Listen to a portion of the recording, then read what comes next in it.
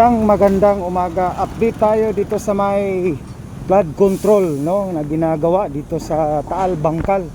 Itong Gabyon. Talagang inaano na nila. Tinataasan nila. Ayan, no. Ayan po, ito po yung tulay na binaha nung kasagsagan, no, nung baha. Diyan po yung yung mga puno. So nag-overflow yung tubig.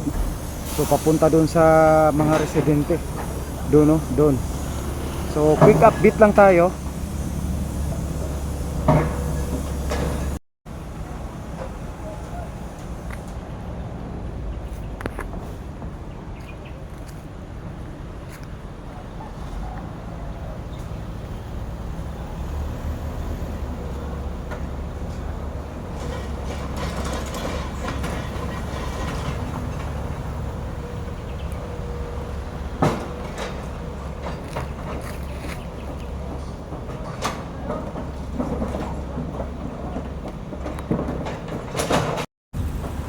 Malaki itong box culvert, no, talagang tatlo, no,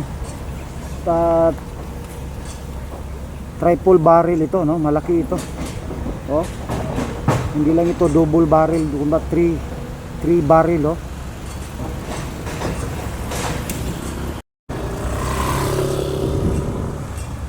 At dito naman, ayan, oh, ayan po yung bang house nila. Ito kita natin, nauumpisa na rin dito.